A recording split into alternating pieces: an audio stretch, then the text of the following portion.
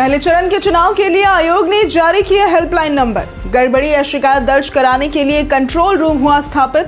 मतदान प्रक्रिया पूरी होने तक कार्य करेगा कंट्रोल रूम।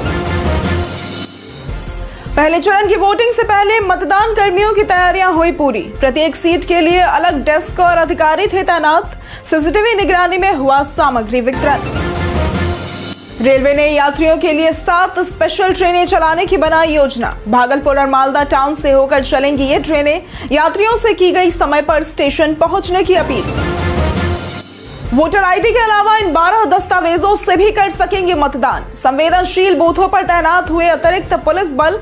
प्रशासन ने की मतदाताओं से समय पर मतदान केंद्र पहुंचने की अपील। सोनपुर मेले के उद्घाटन की बढ़ी तारीख। विधानसभा चुनाव के कारण लिया गया फैसला। कार्तिक पूर्णिमा की रात से श्रद्धालुओं का स्नान हुआ आरंभ। बिहार विधानसभा चुनाव में निर्णायक भूमिका में दिखेगी जेनजी वोटर। कुल मतदाताओं में 1/4 है इनकी हिस्सेदारी। पटना में सबसे कम है युवा वोटरों की संख्या। साउथ अफ्रीका ए के खिलाफ इंडिया टीम ए की हुई घोषणा। तिलक वर्मा बने इंडिया ए के कप्तान। रोहित और विराट को इस सीरीज में नहीं किया गया शामिल। चलिए अब बढ़ते हैं अब तक की 25 बड़ी खबरों की ओर विस्तार से। पीएनबी के 750 बैंक ऑफिसर पदों पर 23 नवंबर तक करे आवेदन। पंजाब नेशनल बैंक ने लोकल बैंक ऑफिसर यानी कि एलबीओ के 750 पदों पर भर्ती का नोटिफिकेशन जारी किया है। आवेदन पीएनबी की वेबसाइट pnb.bank.in पर ऑनलाइन किए जा सकते हैं और अंतिम तिथि 23 नवंबर 2025 है। पद देश भर की शाखाओं में भरे जाएंगे, जिसमें महाराष्ट्र में 135, गुजरात में 95, तेलंगाना में 88, असम में 86, तमिलनाडु में 85, कर्नाटक में 85 और अन्य राज्यों में रिक्तियां शामिल है। उम्मीदवारों के पास मान्यता प्राप्त विश्वविद्यालय से स्नातक डिग्री और बैंकिंग या फाइनेंशियल क्षेत्र में कम से कम 1 वर्ष का अनुभव होना चाहिए। आयु सीमा 20 से 30 वर्ष है। आरक्षित श्रेणियों को आयु में छूट मिलेगी। चयनित उम्मीदवारों को जेएमजीएस 1 ग्रेड में 48,480 से 85,920 रुपए तक वेतन मिलेगा और इसके साथ ही DA, HRA, CCA, medical, LFC और अन्य भत्ते भी प्राप्त होंगे। पहले चरण के चुनाव के लिए आयोग ने जारी किया हेल्पलाइन नंबर।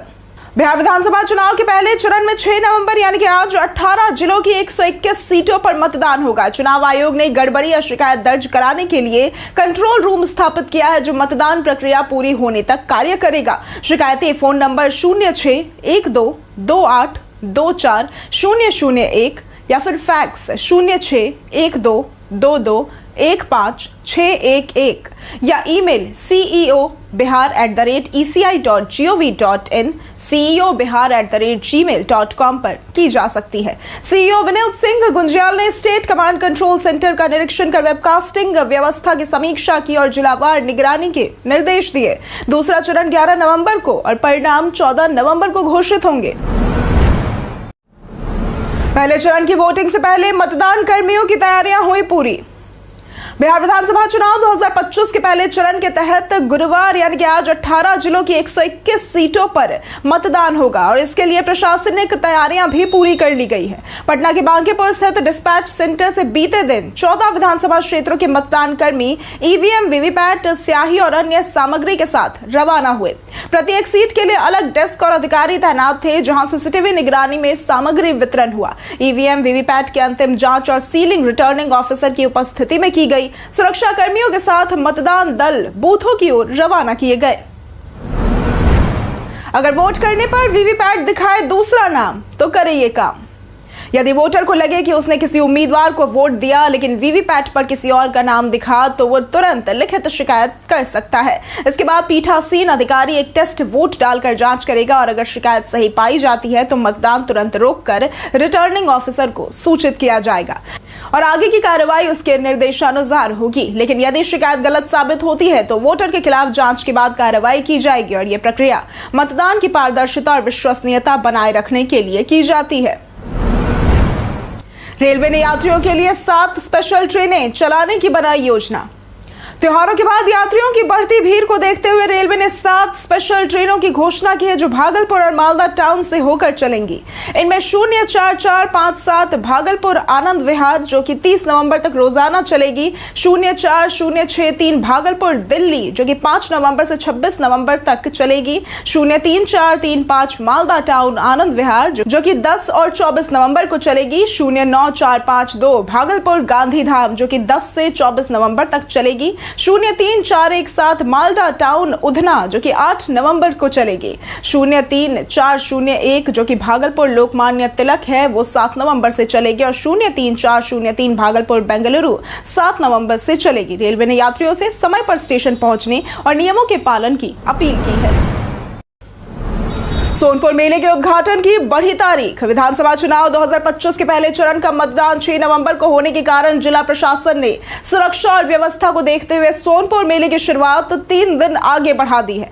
अब एशिया का सबसे बड़ा पशु मेला 9 नवंबर से शुरू होगा। मेले की तैयारियां जोर शोर से चल रही हैं, दुकानें सजने लगी है और घोड़ा बाजार में रौनक बढ़ गई है। सोमवार तक 3 दर्जन से अधिक घोड़े पहुंच चुके थे और कार्तिक पूर्णिमा की रात से श्रद्धालुओं का स्नान भी आरंभ हो गया है और आसपास के जिलों से बड़ी संख्या में लोग मेले में शामिल होने आ रहे हैं। वोट नाउ कूपन कोड लगाकर आज करें फ्री रैपिडो राइड। 6 नवंबर यानी कि आज बिहार विधानसभा चुनाव के पहले चरण के मतदान के दिन रैपिडो पटना में फ्री बाइक टैक्सी सेवा देगी। कंपनी ने जिला प्रशासन के साथ मिलकर यह पहल की है ताकि लोग आसानी से मतदान केंद्र तक पहुंच सके। वोट नाउ कूपन कोड इस्तेमाल करने पर यात्रियों को 50 रुपए तक की 100% छूट मिलेगी। रैपिडो के को फाउंडर पवन गुंटुपल्ली ने कहा कि हर वोट की अहमियत है और इसलिए लोगों को मतदान के लिए प्रेरित करना जरूरी है। मतदान के दिन पटना में 1200 से अधिक रैपिडो कैप्टन उपलब्ध रहेंगे ताकि किसी को दिक्कत ना हो सके। वोटर आईडी के अलावा इन 12 दस्तावेजों से भी कर सकेंगे मतदान। बिहार में 6 नवंबर यानी कि आज होने वाले विधानसभा चुनाव के लिए जिला प्रशासन ने सभी तैयारियां पूरी कर ली हैं। शांतिपूर्ण और निष्पक्ष मतदान सुनिश्चित करने के लिए संवेदनशील बूथों पर अतिरिक्त पुलिस बल, सीसीटीवी, ड्रोन और मोबाइल फ्लाइंग स्क्वाड तैनात किए गए हैं। प्रशासन ने मतदाताओं से समय पर मतदान केंद्र पहुंचने और पहचान पत्र साथ लाने की अपील की है। जिनके पास वोटर आईडी नहीं है वे 12 वैध दस्तावेजों जिसमें Aadhaar card, MNREGA job card, bank या डाकघर का फोटो लगा पासबुक, श्रम मंत्रालय या आयुष्मान भारत स्वास्थ्य कार्ड की योजना के तहत जारी स्वास्थ्य बीमा smart card, driving licence, PAN card, NPR के तहत आरजीआई द्वारा जारी स्मार्ट कार्ड, भारतीय पासपोर्ट, फोटो युक्त पेंशन दस्तावेज, केंद्र राज्य सरकार, पीएसयू पब्लिक लिमिटेड या फिर किसी भी कंपनियों द्वारा कर्मचारियों को जारी फोटो युक्त सेवा पहचान पत्र, सांसदों, विधायकों या एमएलसी को जारी आधिकारिक पहचान पत्र, भारत सरकार के सामाजिक न्याय एवं अधिकारिता मंत्रालय द्वारा जारी विशिष्ट विकलांगता पहचान पत्र जो कि यूडीआईडी कार्ड में से किसी एक से पहचान करा सकते हैं। जागरूकता अभियान से अधिकतम मतदान सुनिश्चित किया जा रहा है। रणजी ट्रॉफी के लिए बिहार टीम हुई घोषित। बिहार क्रिकेट एसोसिएशन यानी कि बीसीए ने रणजी ट्रॉफी के आगामी मैच के लिए सिक्किम के खिलाफ टीम की घोषणा की है। साकिब उल गनी को टीम का कप्तान नियुक्त किया गया है और चयन समिति में चेतन शर्मा, हरविंदर सिंह, सुनील कुमार सिंह, विष्णु शंकर और अनंत प्रकाश शामिल थे। टीम में सीनियर और युवा खिलाड़ियों का संतुलित संयोजन किया गया है। टीम 5 नवंबर को सिक्किम रवाना होगी। नंदन कुमार सिंह को टीम मैनेजर बनाया गया है। बीसीए ने खिलाड़ियों को शुभकामनाएं देते हुए उम्मीद जताई है कि टीम रणजी ट्रॉफी में शानदार प्रदर्शन करेगी। पहले चरण की इन सीटों पर शाम 5 बजे तक ही होगा मतदान। बिहार विधानसभा चुनाव के पहले चरण में 18 जिलों की 121 सीटों पर आज मतदान होगा। मतदान का समय सामान्यतः सुबह 7 से शाम 6 बजे तक रहेगा, लेकिन सहरसा, सिमरी, बख्तियारपुर, महिषी, मुंगेर में तारापुर, मुंगेर, जमालपुर और सूर्यगढ़ा के कुछ बूथों पर सुबह 7 से शाम 5 बजे तक ही मतदान होगा। सूर्यगढ़ा के 59 बूथों पर यह समय लागू होगा। मतदान के दिन यानी 6 नवंबर को पूरे राज्य में सवैतनिक अवकाश रहेगा और मतदान के लिए Aadhaar card, PAN, driving licence, passport, MNREGA card सहित 12 पहचान पत्र मान्य होंगे।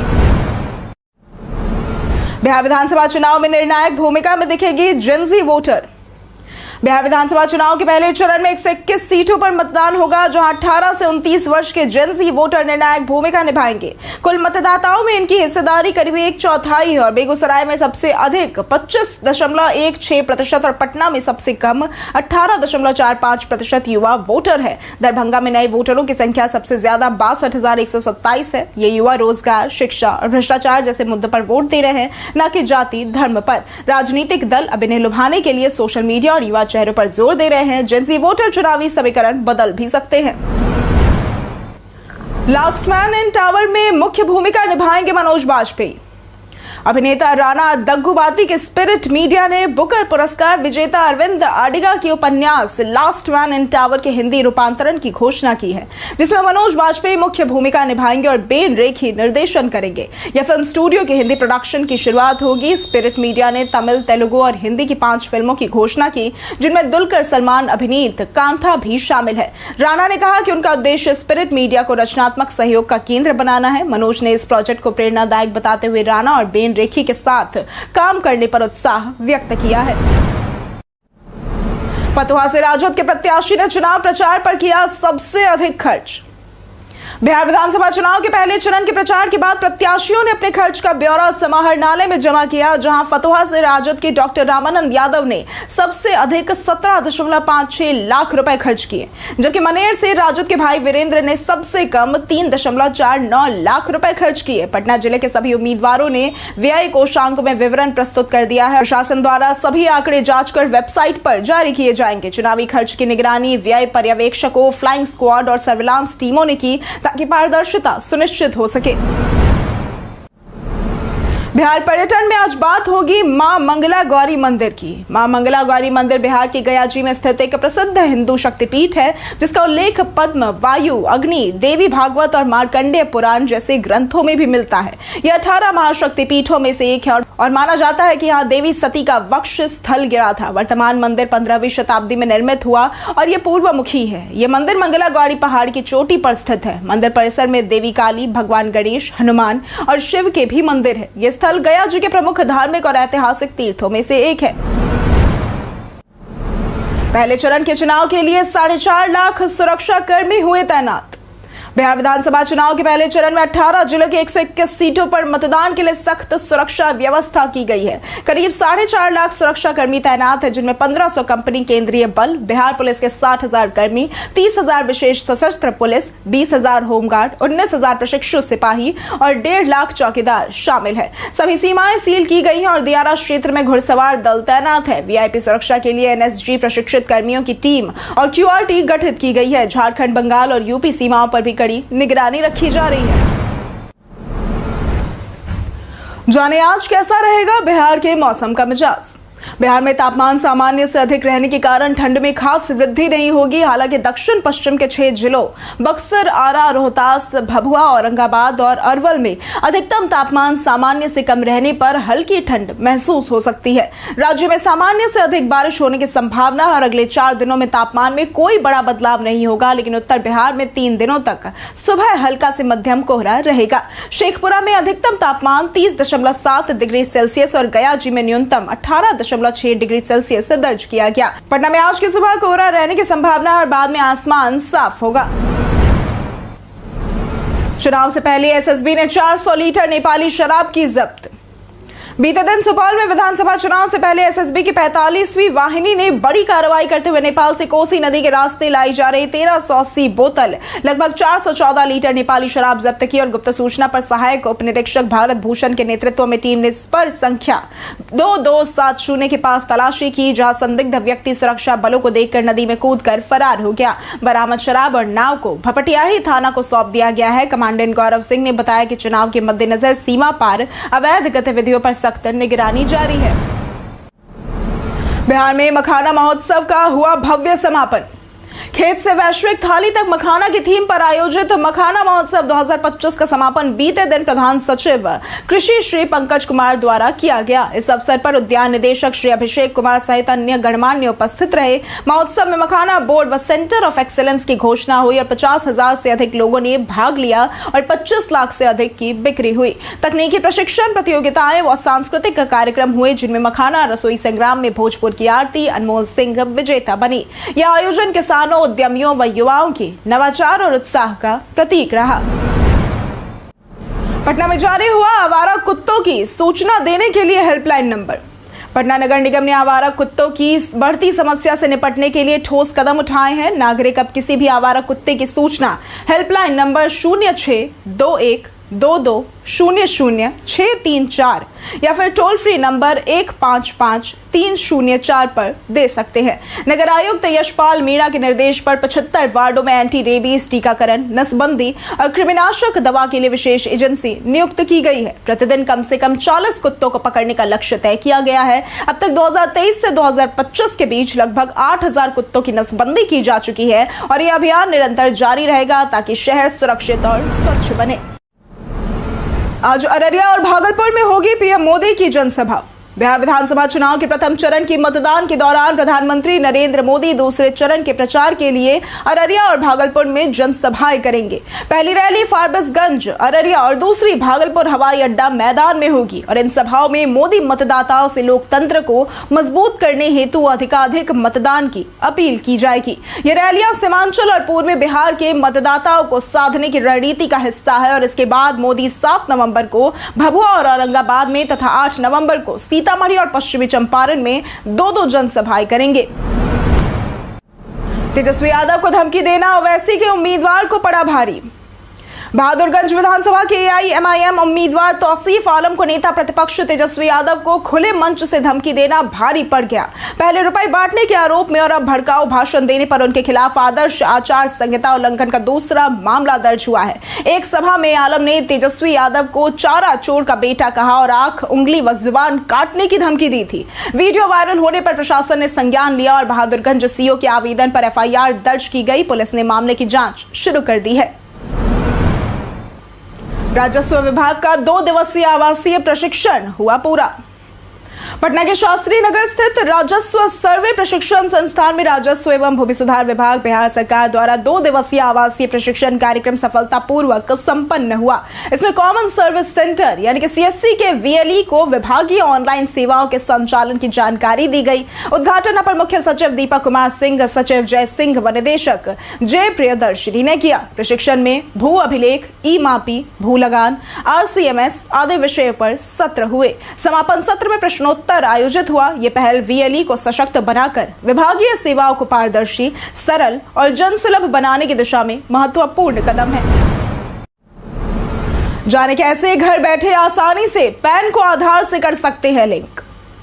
अगर आपने अभी तक अपना पैन कार्ड आधार से लिंक नहीं किया है तो 31 दिसंबर 2025 तक जरूर कर ले। सीबीडीटी के अनुसार तय समय सीमा के बाद लिंक न करने पर आपका पैन कार्ड इनएक्टिव हो जाएगा और इससे आप बैंक अकाउंट, डीमैट अकाउंट खोलने, लोन लेने, शेयर मार्केट या म्यूचुअल फंड में निवेश करने जैसी फाइनेंशियल सर्विस का उपयोग नहीं कर पाएंगे।